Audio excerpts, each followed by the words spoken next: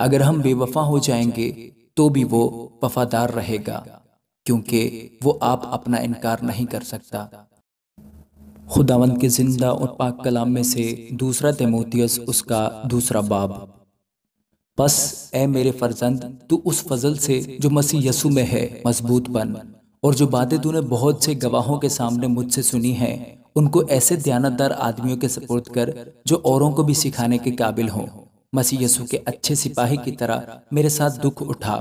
کوئی سپاہی جب لڑائی کو جاتا ہے اپنے آپ کو دنیا کے معاملوں میں نہیں پھنساتا تاکہ اپنے بھرتی کرنے والے کو خوش کرے۔ دنگل میں مقابلہ کرنے والا بھی اگر اس نے باقاعدہ مقابلہ نہ کیا ہو تو صحرا نہیں پاتا۔ جو کسان محنت کرتا ہے پیداوار کا حصہ پہلے اسی کو ملنا چاہیے۔ جو میں کہتا ہوں اس پر غور کر، کیونکہ خداوند تجھے سب باتوں کی سمجھ دے گا۔ یسوع مسیح کو یاد رکھ جو مردوں میں سے جی اٹھا ہے اور داؤد کی نسل سے ہے، میری اس خوشخبری کے موافق جس کے لیے میں بدکار کی طرح دکھ اٹھاتا ہوں، یہاں تک کہ قید ہوں، مگر خدا کا کلام قید نہیں۔ اسی سبب سے میں برگزیدہ لوگوں کی خاطر سب کچھ سہتا ہوں، تاکہ وہ بھی اس نجات کو جو مسیح یسوع میں ہے ابدی جلال سمیت حاصل کریں۔ یہ بات سچ ہے کہ جب ہم اس کے ساتھ مر گئے تو اس کے ساتھ جئیں گے بھی۔ اگر ہم دکھ سہیں گے تو اس کے ساتھ بادشاہی بھی کریں گے۔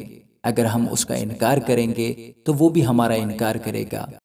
اگر ہم بے وفا ہو جائیں گے تو بھی وہ وفادار رہے گا، کیونکہ وہ آپ اپنا انکار نہیں کر سکتا۔ یہ باتیں انہیں یاد دلا اور خداوند کے سامنے تاکید کر کہ لفظی تکرار نہ کریں، جس سے کچھ حاصل نہیں بلکہ سننے والے بگڑ جاتے ہیں۔ اور ایسے کام کرنے والے کی طرح پیش کرنے کی کوشش کر جس کو شرمندہ ہونا نہ پڑے، اور جو حق کے کلام کو درستی سے کام میں لاتا ہو۔ لیکن بیہودہ بکواس سے پرہیز کر، کیونکہ ایسے شخص اور بھی بے دینی میں ترقی کریں گے اور ان کا کلام آکلہ کی طرح کھاتا چلا جائے گا۔ ہمینیوس اور فلیتس انہی میں سے ہیں۔ وہ یہ کہہ کر کہ قیامت ہو چکی ہے حق سے گمراہ ہو گئے ہیں اور بعض کا ایمان بگاڑتے ہیں، تو بھی خدا کی مضبوط بنیاد قائم رہتی ہے، اور اس پر یہ مہر ہے کہ خداوند اپنوں کو پہچانتا ہے، اور جو کوئی خداوند کا نام لیتا ہے ناراستی سے باز رہے۔ بڑے گھر میں نہ صرف سونے چاندی ہی کے برتن ہوتے ہیں بلکہ لکڑی اور مٹی کے بھی، بعض عزت اور بعض ذلت کے لیے۔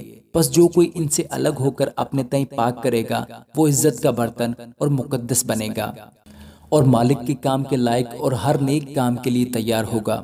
جوانی کی خواہشوں سے بھاگ، اور جو پاک دل کے ساتھ خداوند سے دعا کرتے ہیں ان کے ساتھ راست بازی اور ایمان اور محبت اور صلح کا طالب ہو۔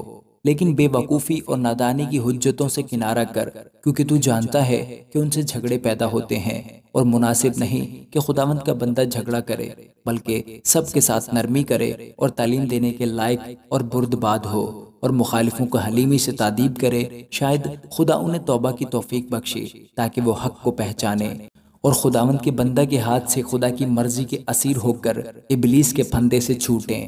آمین۔